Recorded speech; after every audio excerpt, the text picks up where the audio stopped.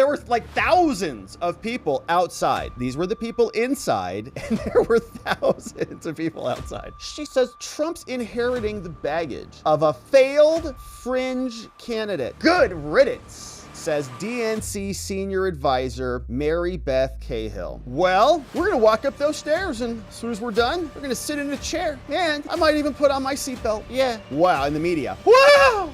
And she mentioned thank you about 50 times. Did you see the beginning? Thank you, thank you, thank you, thank you, thank you, thank you, thank you, thank you, thank you, thank you, thank you, thank you, thank you. You say, what the hell is wrong with her? Just when you thought you'd seen it all, a Kennedy endorses a Republican. It's pretty dang historic. It is, right? It's pretty damn wow. Okay, RFK, the son of a Democratic senator, nephew of a Democratic president, dropped his long shot bid for the presidency and endorsed Donald Trump, saying the Democrats have departed dramatically from the core values that I grew up with. Yeah, we made this point here many times before, but what RFK Jr. is doing here is confirming all of our biggest concerns that we've been screaming about here, saying that Trump has been the victim of lawfare, Trump has been the victim of unfair politics. They were rigging elections against Trump, doing everything they can to stop him. They were creating cases and creating crimes out of nowhere. They were sabotaging things. Okay, they have bad actors inside the campaign who were trying to create crimes. RFK and his VP, Shanahan, confirming it all. They're anti-free speech, they're pro-war, they're pro-big pharma, they're pro-big corporations that are in bed with the government. And Trump has been vindicated. Trump has been proven right. And this comes from somebody who's not a MAGA extremist, to use their vernacular, right? It's RFK, crying out loud. Now, we remember that Kamala was there not long ago at the same venue. And here's what it looked like when they were there. And we covered this at the time. And they basically blacked out that entire row with curtains and said that it was a full house. Everybody loves Kamala, blah, blah, blah. Okay, now let me show you what the scene looked like inside the building. Unfortunately, I was not in it. But you can see they didn't need to curtain off that upper ring. And you can see it was absolutely jammed, my friends. And I know firsthand because I was outside. I could not get in. This was some of the scene from the video I posted yesterday. And it is me outside. I got there, I'd say right about 1 o'clock. And Trump was not scheduled to speak till 4, right? So I was expecting, okay, I'll wait in line for 2 hours, get in there around 3. Bad idea. Not gonna happen. Now, I'm really disappointed I couldn't get in, obviously. It was a historic night. But I was also very happy that I went because you can see it, you can feel it, man. There's something wild going on. So let me just give you a quick and dirty rundown of what was happening. So I was going through here and I had already been walking, okay, by the way, by the time I started recording this video, I had been walking for probably 15 minutes from the opposite side, way that direction. It was madness, right? So I finally find a spot to park. I'm thinking, okay, cool, we'll just go walk in. I'm walking and walking and walking. And now I start to think, we're not going to get in. Like there's way too many people. And something interesting happened. As I was walking here, I ran into another guy who was just like jumping out of an Uber. Okay, so I'm walking over here. This guy jumps out of an Uber. It's kind of like a funny thing. Like cops like, get out of here. And he's like, ah. So he like jumps out. He's like, ugh. So he came out, right? We're kind of walking together before I get to this point. And he brings this big cooler of stuff. And he's like, man, it's like crazy out here. I said, yeah, this is crazy. What's up? He says, I had to go make a water run. Okay, like for water. He brought this big cooler of stuff. He says, yeah, my dad's been out here since 11 and it's about 1 o'clock. So it's been 2 hours and it's 107 degrees out. It's a little more humid than we're used to here. So it's actually quite hot out. And I go, oh man, he's been out here since 11:30. He said, is he like in or where is he at? He says, no, he's like way up here, right? I said, oh man, well, how old's your dad? He goes, he's 75. I go, 75? He's been out here for 2 hours, man? Man, shout out to our senior citizens. Holy moly. So that dude's 75, right? Son runs home, gets him some water, comes back in. I'm pretty sure those people didn't make it in because they were still all the way back. Okay, so they had been there for about 2 hours just waiting to get in. So you can see I turn this corner and I'm like, oh my gosh. Okay, the line just keeps going. So we fast forward all the way down. You can see this is actually the arena where they were going to be in. The line, so it wraps all the way around. Now, if you just follow this line all the way past the corner, then it goes into another building. I'll show you that building, like it's a holding center. And so we just kept walking and we were out there. Now the line started to snake around. Okay, so the line's coming this way and then it snaked around again, snaked back around. Okay, so I'm walking and it turns around. You can see it. Let's see. Okay, so now we get to the end and it snakes all the way back around. Now I have to turn around and I'm walking back the other direction. So I'm filming 2 rows of lines and then something happens, man. I think right about here, this guy comes in. So I'm here. Let's check it.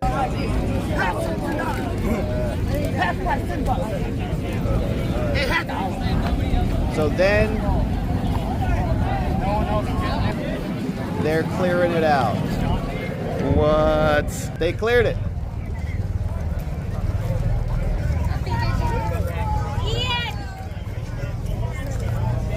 So they cleared the whole thing out, and I walked basically back over here, and now the lines are just evaporating in real time. So we got to say what's up to these guys. These guys drove all the way up from Sororita in Arizona. What's up, guys? Where are you guys from? We're from Sarita. Sarita? Yes. We just learned that they're at max capacity, so we have to go back. Yep. Yeah, it's a bummer. It's disappointing. Yeah, I just got mine, and they just cleared it out. Yeah, I seen your YouTube channel. You do? You're a lawyer, What's up? right? Yeah, I'm Rob. I'm Sean. Sean, Nice good to meet you guys. Yeah, we really wanted to be here. Thought it'd be like a once-in-a-lifetime opportunity. I know, and that's a bummer. I guess there's no overflow either? I don't know. They just drove by and said that, there's no more capacity. Where were you guys at in the line? Oh, we were right over there at the turn where they... Bummer. Yeah. Bummer. Well, what were you looking forward to seeing here? Donald Trump. Yeah. Maybe RFK. Yeah, you heard that news? Yeah, that'd be monumental. Yeah. I know. I'm pretty excited about that. I think that's going to be a good pickup. All right, so shout out to those guys. Super cool, right? There were a bunch of people there who were wanting to see Trump. Now, as I made my way back around, you can see, like, this is where the line was coming from. This was like the holding facility. So this is where the Turning Point guys were set up, and they were checking people in. And then this is the holding building. So the holding building was where people would just get in there and cool off, and then they would take them back outside. I'm not even joking you. It wrapped all the way around this other end of the building. Now, I'm walking out here, and the phone just died, and it said that it's too dang hot. Turn it back on again, and the video just crapped out because that's how hot it was. My point in sharing that with you was it was insane, okay? And it was full, right? They cut it off when it was full. There were like thousands of people outside. These were the people inside, and there were thousands of people outside. It was crazy. So the energy was there, man. It was a lot. It was wild to see, right? So I'm bummed I didn't get in, but it was absolutely just wild to see what was going on. The energy in Arizona is crazy. So inside the arena, we had one of the most epic intros happened right here. Let's just remind ourselves what went down. Welcome a man who has been an incredible champion for so many of these values that we all share, and we've shared them for a long time. I don't think too many of you people have heard of him. He's a very low-key person, but he's highly respected. He is a great person. I've known him for so long. For the past 16 months, Robert F. Kennedy Jr. Let's go, baby.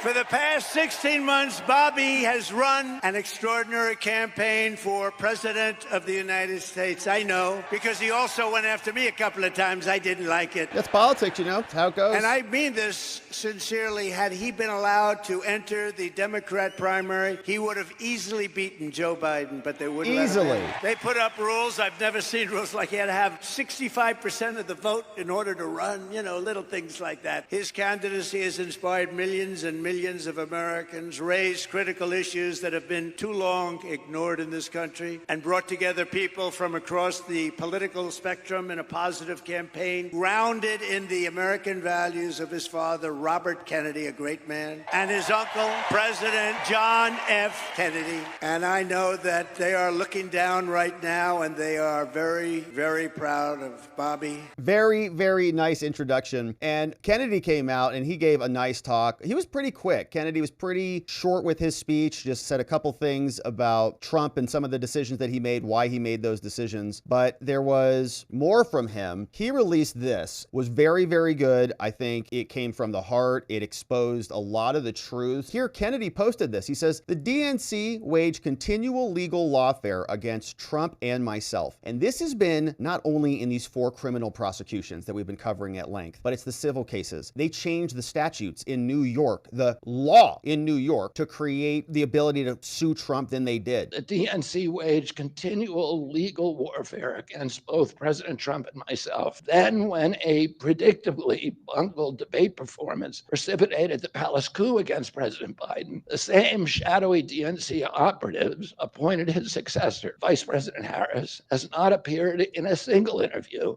or an unscripted encounter with voters for 35 days. Can't do it. This is profoundly undemocratic. TikTok, How are people to choose when they don't know whom they are choosing? And how can this look to the rest of the world? My father and my uncle were always conscious of America's image abroad because of our nation's role as the template for democracy, the role model for democratic processes, and the leader of the free world. Instead of showing us her substance and character, the DNC and its media organs engineered a surge of popularity for Vice President Harris based upon nothing. Nothing. No Propaganda. policies, no interviews, no debates, only smoke and mirrors and balloons in a highly reduced Chicago circus. How did the Democratic Party choose a candidate that has never done an interview or debate during the entire election cycle? We know the answers. They did it by weaponizing the government agencies. Yep. They did it by abandoning democracy. They did it by suing the opposition and by disenfranchising American voters. What most alarms me isn't how the Democratic Party conducts its internal affairs or runs its candidates. What alarms me is the resort to censorship and media control and the weaponization of the federal agencies. And they have done that in spades, and we've covered it, chronicled it here basically every day for years now. And he has been the victim of this too. So has Trump. So has Jill Stein. So have many others. Jill Stein said, look, she's also running. Says, to all of you who supported RFK Jr., who want to fight, we welcome you with open arms. Says, you know, we may disagree with RFK Jr. about many things, but he's right about how the Democratic Party uses lawfare and dirty tricks to suppress Democratic competition and voter choice. Yeah, no, they don't want voters to have any choices. They want you to just have their candidate, that's it, and the forms are filled out for you in some cases. The Dems preach about, quote, saving democracy, but in reality, they're working overtime to stamp it out. They're working to destroy it. Now, they always, saving democracy, you can just saving Democrats. That's all it is. Saving Democrats, right? Or they say we have to protect our institutions. Just, you know, substitute that out for Democrats. Protect Democrat institutions because they have control of them. Obviously, they want to protect them because they've used them to secure their power. So Dr. Jill Stein is making that known. Now, the Kennedy family, who nobody's ever really heard of, says, statement on Robert F. Kennedy Jr.'s announcement today. This is from somebody named Rory. Says, we want an America filled with hope and bound together by a shared vision of a brighter future. A future defined by individual freedom, unless it's COVID, I guess, or we're talking about the environment. Then you just, you know, turn off all your gasoline products or whatever. Economic promise and national pride. We believe in Harrison Walls. Our brother Bobby's decision to endorse Trump today is a betrayal of the values that our father and our family hold most dear. It is a sad ending to a sad story. Signed by these Kennedy people. Kathleen Kennedy Townsend, Courtney Kennedy, Carrie Kennedy, Chris Kennedy, and Rory Kennedy, who, as far as I know, have not done anything really consequential, especially this one, who couldn't even win an Oscar. Pathetic. All right, so she's out. They're all whining about this. Now, the media is saying that this could be a pretty big deal. Here is what Johnny Maga clipped for us over on CNN. Says that, you know, numbers here kind of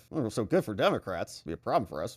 People kind of like Kennedy and they might follow him. First time. Today, RFK Jr. had suspended his campaign endorsing Trump. Kennedy telling reporters that Trump had asked him to, quote, enlist him in his administration. Now, the latest swing state polls show Kennedy with 5 or 6% of the vote. And so when you think about it overall, you may say, well, that's not a big deal. Actually, if that is the case in swing states, it is huge. It is everything. It is more than the margin between Harris and Trump in some of those same states. Yeah, so that's pretty good. Yeah, CNN's recognizing that. And there will be a response to this, obviously. So there will be people wanting to take them out. RFK Jr., though, is going to be hitting the campaign trail. Oh, man. Kamala is not happy about that one. Head there. Now, I will tell you, I was told that he is going to be on the campaign trail for Donald Trump and with Donald Trump in the coming weeks. All right, Kristen Holmes, thanks. All right, Kristen Holmes, I guess that kind of sucks for Kamala. All right, Trump is now going to work with RFK Jr., and we're going to get some information about some assassinations, which we've been waiting for, I don't know, what, 60 years now? How long has it been? Long time. Trump is going to establish, he made this announcement last night, an independent presidential commission that he says is going to feature RFK Jr., you know, who had his father and uncle assassinated. Trump said he'll tasked the commission with releasing all of the remaining documents about the JFK assassination. CIA is on panic mode right now.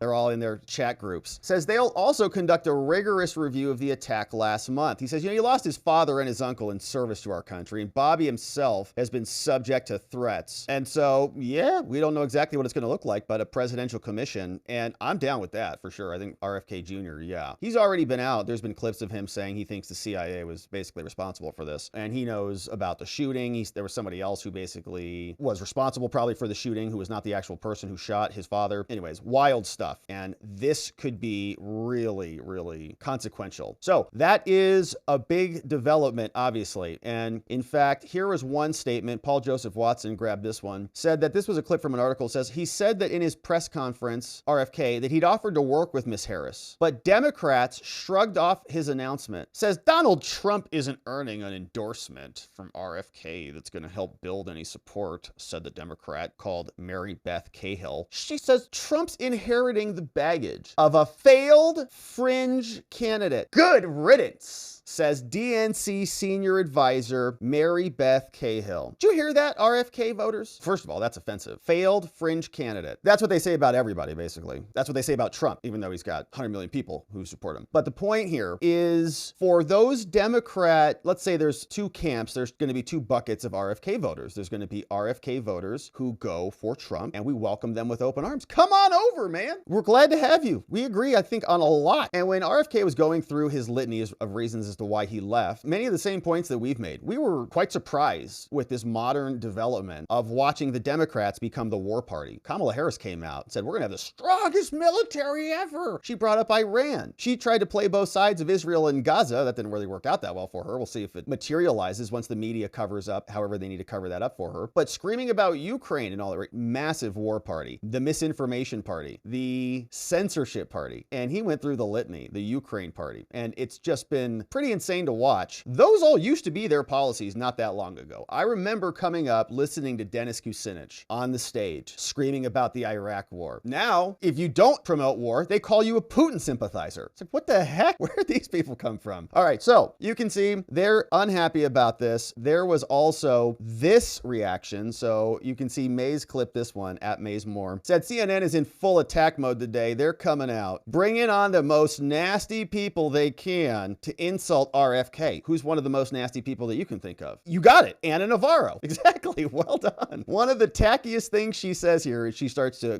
go on a screed against RFK. Here it is. I think this is one of the tackiest things I've seen in politics, and that's a very low bar. Because what we see is Robert F. Kennedy Jr., who was basically bargaining to see who the highest bidder would be to get his endorsement, right? So what he's saying is that Donald Trump gave him a quid pro quo, is going to put him in his administration. Kamala Harris, rightly so, didn't give him the time of day. I think a campaign that's already wrestling with a label of weird, bringing in a guy who's had to deny that he ate a dog, who's told us he had a worm in his brain, and who stabbed a dead cub bear and then posted in Central Park. Oh man, they're so mad. Talk about adding weird to weird. Funny. Okay, so she goes down and just tries to, I guess, hit him with all of those things that are really irrelevant, kind of weird, personal, quirky things, right? That's why this is so irrelevant, because he's got some weird stories in his past or something. That's the argument, I guess. I think they're pretty upset. I think that they're coping hard right now. But Kamala was asked a question, and she gave a pretty interesting answer here. She's walking to her airplane, and she's almost stumped at this very simple question. What's next, Kamala?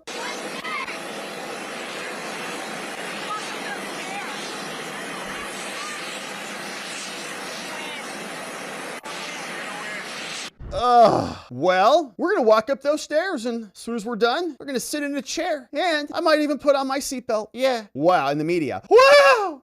All right. So, my gosh, rough times ahead. Now, you see an interesting subtitle on this article from the Washington Post in the aftermath of the Kamala catastrophe. Says Democrats head into the weekend energized after their convention. I'm not sure about that. They say, they're calling the RFK thing another new wrinkle. It's a little bit of a wrinkle in your plan. Yeah, I'd say so. It says Democrats entered the weekend energized, and then they woke up to RFK Jr., baby. maybe. They say Harris was gaining momentum, but the race has not been predictable. It saw another new wrinkle on Friday after they threw Joe Biden out and tried to throw RFK out and Jill Stein out, suing them. Now they've got a new wrinkle. RFK Jr. said, all right, you know what? F you guys then. How about we come over here, we remain on the ballot. He's going to remain on the ballot, but take his name off the ballots in about 10 battleground states, right? So I think RFK Jr. is not like out of the race. If there's a contingent election or something like that, you know, he might still get some delegates somewhere and get some votes somewhere, but don't know that he'll win any states unless something happens. But the point is, he says, many months ago, I promised to the American people I would withdraw from the race if I became a spoiler, he said during a speech. In my heart, I no longer believe that I have a realistic path to victory. Then he made an appearance with Trump. Harris's campaign responded to Kennedy's announcement with a statement beckoning to any American out there who is tired of Trump and is looking for a new way forward. You've been in office for 4 years. Kennedy got a standing ovation, packed 20,000 seat arena, and there's, I don't know how many people were outside. Somebody could have to ballpark that, but many thousands more. Another 10,000 outside? I don't know. But the rest of Trump's speech emphasized his standard themes of immigration and crime, including false and misleading claims. He also accepted an endorsement from the Arizona Police Association. They say he repeated his false claims that the election was stolen. It was. I mean, it was clearly stolen. They stole it from RFK. They stole it from Joe Biden. They stole it from Trump. So it's true. It gets truer by the day. Trump said, make sure they don't cheat here, Charlie. Charlie Kirk, shout out, says we're doing great here. So Harris now has a new wrinkle, according to the Washington Post. All right. Now, there's more. We learned earlier this week that there was one Democrat SuperPac that was saying that their internal polling was not as hot as some of these other polls that we've been seeing floating around. And here was a report on MSNBC about this, where they're talking, and Joe Scarborough certainly sounds a little bit nervous out there. SuperPac associated with the Harris campaign has let it be known to some reporters that their internal polling is, in their words, a little less rosy than some of the public polling. Some other Democratic polling firms that I've talked to in the last couple of days say the same. They say the battleground states are virtually tied. In a lot of the public polls right now, we're seeing Harris up a few points, often within the margin of error. They're suggesting it's a little closer than that. And as we well know, polling has been pretty off the last couple of cycles, and in favor of, on Election Day, Republicans being undercounted in the polls, therefore doing better on Election Day. Joe Biden was up by several more points in the polls they ended up winning by 4 years ago. So believe me, Democrats coming out of Chicago, they feel really good. The vice president is going to be on the road some next week, also beginning the debate prep.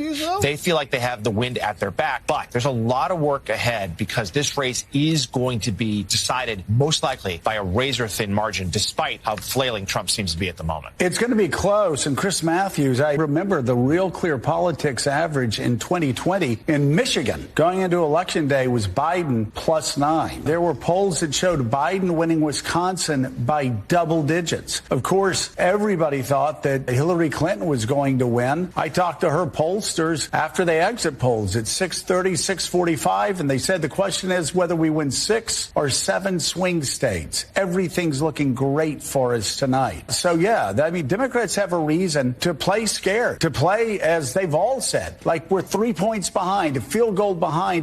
Yeah, so they're a little nervous, it sounds like, and they have a reason to be, because RFK is a big name and a big force, and he is now endorsing Trump. And Kamala is not doing much. She gives little canned speeches and doesn't appear in front of the media. They do their best to cover for her whenever they can, but people are noticing now, and every day that goes by, the worse it gets for Kamala, the better it gets for our side. And it's just kind of insane that they haven't just done something already, just to stop this clock counting. Every day, you heard RFK earlier in his speech. It's been 35 days, tomorrow 36. They're gonna hit 40 days with no interviews? But here's Kaitlin getting into it with Bill Maher. He says, this is pretty insulting to you. It's not like she hates you like Trump. At least Trump acknowledges you. Kamala won't even look at you. She thinks you're just pathetic and like you'll always be there lapping it up for her no matter what. Have some self-respect. What do you think about the fact that Kamala doesn't talk to the press? In a way, I feel like it's more insulting than what Trump does. And Trump says you're the enemy of the people, which is pretty bad. What she's kind of saying is, I don't need you. I'm not talking to you. She doesn't. You don't matter. You're not relevant anymore. To me, that's even worse than I hate you. It's like, I don't think about you. I don't know if it's worse than denigrating the press on a daily basis, which is what Donald Trump did. I mean, I covered him in the White House every day as a correspondent. And, you know, oftentimes to kind of, you know, shake you if you were asking him a question, he would try to get into a personal argument with you or just deny or lie about, you know, what you were asking about. And so I don't know if I would compare the two. I do think she should talk to the press. I think anyone who wants to have access to the nuclear codes should be willing to sit down and take questions.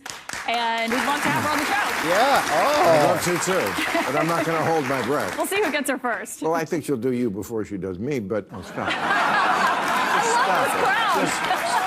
All right, so that's pretty funny. Yeah. And see what I'm talking about? She'll even cover for it. She's even like, well, she's not as bad as Trump, though. He's like, yes, she's not even, she thinks you're so pathetic, she won't even acknowledge you. And here is another clip from MSNBC, right? The media, again, is just going to sit there. Is she going to talk to us ever? No, she's not. Stop asking us, okay? Just get in there and vote for her and tell your dumb viewers to vote for her, too. For her as presidential candidate, but when will she sit down with media in a one-on-one capacity and answer our questions? I think she'll sit down on her time. Look, as you mentioned, this was a truncated time frame. We have made sure that we were getting out talking to voters. I think people forget just how short of a time frame it has been. We had a change at the top of the ticket. We elected a brand new vice presidential nominee. So don't act like you're a victim of circumstance. Oh, this all happened so fast. Pick and Governor Walz. We had. All right, so answer. She's not going to be doing anything. And the debate is coming up soon, right? So she's going to have to get into debate prep here pretty soon. And if she's in debate prep, well, that means she can't sit down for interviews. And that's going to be a big problem for her, or maybe not, if the media just accepts it. So we got more coming up. This is what Trump was saying about Kamala and her introduction at the DNC. And so this was pretty fun. We made the same comment. We were trying to count how many times she said, good evening. We counted, I think, 12. Here's what Trump said. And she mentioned thank you about 50 times. Did you see the beginning? Thank you, thank you, thank you, thank you, thank you, thank you, thank you, thank you, thank you, thank you, thank you, thank you, thank you. I said, what the hell is wrong with her? I don't know. But Nobody then she knows. recovered. She did much better. But she didn't tell anything. She didn't say anything. And No, she didn't. Good evening. Hello, hello. Okay. Well, it's because most of her speech sounded like this, quite frankly, as she was talking. This is what people were visualizing during her DNC speech. After decades in law enforcement, I know the importance of safety and security, especially at our border. Definitely. Yeah, she's excellent at it. And she knows how to prosecute people and stop bad things from happening. She's really good at it. She's doing great. And the speech where she promises a better future and a better vision for everybody, people aren't buying it because they see stuff like that happening. What else is also interesting is that the Democrats, like most things, steal from you. They steal ideas, they steal your earned income and other things. They also are stealing the no tax on tips idea from Trump and from MAGA. Okay, Bad Hombre over on X posted this. He says, there's not a single original thought between these two. Okay, these are the Krasenstein brothers on X. Just the worst. And this is Brian and Ed, apparently. So they're now posting this. They're saying, wow, this is really going mainstream, right? Vote Kamala Harris for no tax on tips on your receipts. So first of all, everybody has already been writing this. People have already been writing vote Trump. So it's going to look so pathetic. Like if you're a server and you start seeing vote Kamala Harris, no tax on tips, it's going to look so pathetic. You're gonna be like, she's trying this now? Wait, what? She stole it, right? And these guys are just bizarre. It's just how they think the world works, that everybody can just, I guess it's communism of ideas, of political ideas too. Strange behavior from those two. Anyways, now this was a fun clip that we're sharing for posterity. Says that apparently Chuck Schumer was there and he was a little sauced up. I think he might have a glass of wine there with him. Let's see what he says. Walz understands your problems. Down payment for a house, $25,000. All the folks who can afford the monthly payment but can't afford the down payment, we're coming to help you. You shouldn't have a house, probably. Like, you got to save up so you can make sure in case like your AC goes bad or like something breaks, you have to, come out of pocket. You don't want to like lose your home or be homeless. So the down payment's kind of like a necessary, hurdle to get through just to make sure, there are checks and balances in the markets, in other words. But they're going to pervert that. So drunk Schumer is going to give, I guess, illegal aliens that Kamala's welcoming in by the boatload, whatever the hell they want, including $25,000 towards a new home. Gavin Newsom was out there yucking it up with these bros. And I first saw this clip, I think from Glenn Greenwald, and he was pointing out that this is a strange behind the scenes appearing inside of Gavin Newsom, which nobody should ever do. But he's sitting down with these, I think, Pod Save America bros. Yeah. And this bro was someone who was really super bro with Obama, wrote all the speeches and all the things. And here's Newsom now kind of yucking it up, saying that they are being told what to say about the Biden coup. Like it's a big joke that they threw Joe Biden out and replaced him with a fake candidate. How are you feeling about the switch? I mean, the switch. Now we went through a very open process, and a very inclusive process. I was bottom up. I don't know if you know that. Yes, that's what I've been told to say. Yes, it was a blitz primary, I believe is what they called it. It's a very, very fast blitz. Yes. I think it was a blink primary, so we call that. Oh, a 30-minute convention? Yeah. You know, between a tweet and another tweet. It's amazing how it happened. Yeah, it's been amazing. What is amazing is how unified everybody is. Yeah. I mean, it's next level. He catches himself. Oh, but we are unified. No, we definitely organized coup to throw him out, but then we unified very quickly because we realized what we had done. We want to celebrate a very happy anniversary to President Trump. 1 year ago today, my beautiful friends, we had the mugshot heard round the world. One of the more epic photos of all time. I mean, it's like gonna go in the history books forever. Epic. Says election interference, never surrender, DonaldJTrump.com. Remember when he posted that 1 year ago on the day, August 24th, 2023. Happy anniversary, Mr. President. Standing firm in the face of Fani Willis. This was her mugshot. Her case has now been put on hold pending appeal, and her lover has been thrown off the case, probably hanging out with Secret Service Director Kimberly Cheadle in Belize now. Who knows? We also had this one. Now, I've got two fun clips here. This one was from the DNC, and if you haven't watched this, it's 20 minutes. We're going to play a little bit of it because it's just perfect. We went to the 2024 DNC convention in Chicago, interviewing on the floor and covering the protests outside. Would you rather have a democracy or access to abortions? Either or. I feel like that's a very tough question to answer. I feel like that's almost not possible to answer. I couldn't pick one or the other. Even if you had to choose? I had to choose. Can we get a final answer? I know it's hard. Access to abortions. It's Brad Summer! The queen of the brats has arrived! Yes, queen! Do not come. Are you as hard as I am right now? She's something special. Can we please, this year, it'd be so Brad, have a higher tax rate for rich white men? Well, if we have a Democratic Congress, we certainly will. Yeah, baby. Tax those rich old whiteys. Come on. Are you worried Donald Trump's going to weaponize the justice system if he gets in power? I'm concerned about Project 2025, and it's important that individuals understand that Project 2025 basically consolidates power in the hands of one dangerous man. And so it's really critically important. Prosecuting his political enemies. Exactly. Yeah. Guys, I have to say, you are even more beautiful in person. Oh, I love him. Give me your best pickup line. My best pickup line, I'll pay. Who are the cuties in the Democratic Party that are speaking? I don't know. Talk to anyone who lives in D.C. It's hard to find a cute Democrat. Oh my God, shots fired. No, I mean, that's the tea. Ask anyone who lives in D.C. I and who believe that. works in Democratic politics. Look at them. It's hard to find the cute ones. The Republican guys are hotter? Yeah, but they're evil. So, like, I don't know. I don't know. What do you eat after a long day at Congress? Did you get your vasectomy yet? No, not doing Oh, it's that. going to be a wild weekend, baby. Tim Walz has the best shot in Congress. Who has the best back shots? One final game. Yes, queen or no queen. Okay. I'll give you a yes or no. How about that? Okay. Amazing. Can you do yes, queen or no queen? Or? I can't do that. I can't Oh, do really? that. Free abortions. Yes, queen. Free gender-affirming care for migrants. Yes, queen. Child tax credits for dogs. Yes, queen. Ban standardized testing. Yes, queen. Yeah, like my ADD is so crazy. Get rid of those things, please. Yes, queen. Different tax rate for white men. Yes, queen. Yeah. Amen, sister. Love you. Love her energy. Thank She's a you. yes queener. My girlfriend needs to get an abortion. Could you help me cover it up?